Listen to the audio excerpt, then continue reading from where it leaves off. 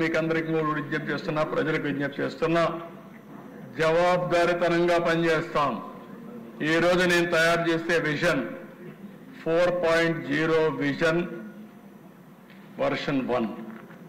ఈ వర్షన్ 1 2047కి ఇస్తాం. Every year మళ్ళా మారిన పరిస్థితులకు అనుగుణంగా వర్షన్లు మారుతూ ఉంటాయి. 5 ఏళ్లలో 4.0 వస్తుంది, 4.1 వస్తుంది, 4.2 వస్తుంది, 4.3 వస్తుంది. 5 ఏళ్లకు 5 వస్తాయి.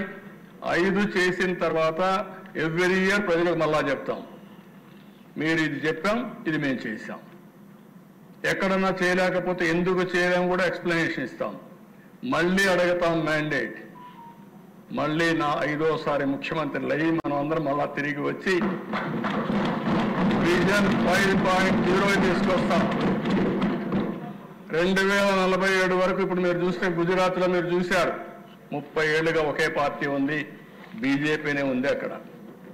లేకపోతే చాలా రాష్ట్రాల్లో మొన్నే హర్యానాలో 3 సార్లు వాళ్ళే గెలిచే పరిస్థితికి వచ్చారు.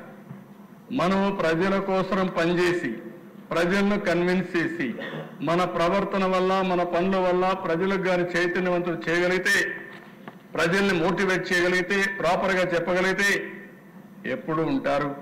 ఇప్పుడు నేను 9వసారి ఎమ్మెల్యే, 10వసారి కూడా అవుతాం. అంటే నేను ఎందుకు మాట చెప్తున్నానంటే అక్కడ వరుసగా ఓటేస్తున్నారు. ఇప్పుడు మొన్నటి వరకు 8 సార్లు వేశారు, 9వసారి ఓటేస్తారు. ఓటేసిన ప్రజలకు మనం ఏం చేస్తున్నాం అనేది ఇంపార్టెంట్, మన ప్రవర్తన ఇంపార్టెంట్. వాళ్ళు మనల్ని ఆమోదించాలి, వాళ్ళ కోసం మనం పనిచేసిన నమ్మకాన్ని కలిగించాలి. వాళ్ళ జీవితాల్లో మార్పు తీసుకురాగలిగితే ప్రజలు మనతోనే ఉంటారు. అది చేయాలని మిమ్మల్ని కోరుకుంటూ ఆ దిశగా మీరందరూ ఆలోచించి ముందుకు వస్తారని చెప్పి మరొక్కసారి విజ్ఞప్తి చేస్తూ అందరికీ నమస్కారాలు. రాష్ట్ర ప్రజలందరికీ కోరుకుంటున్న దిశ మీ ద్వారా ఈరోజు మేము ఇచ్చిన డాక్యుమెంట్ ఒక చరిత్ర.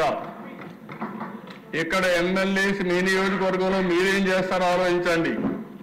ప్రజలు కూడా 2047కి మీరు ఎక్కడుంటారో మీరు కూడా ఆలోచించండి. అన్ని విధాల మీకు చేయూతనివ్వడం, అందుబాటులో ఉండడం, అన్ని విధాల అభివృద్ధి చేయడం మా బాధ్యత. చేసినప్పుడు మీరు కూడా భాగస్వాములయ్యి మీరు కూడా చర్చించుకుని మీరు కూడా తదనుగుణంగా ప్రణాళికలు తయారు చేసుకుంటే మీరు కూడా పైకి వచ్చే అవకాశం ఉంటుంది.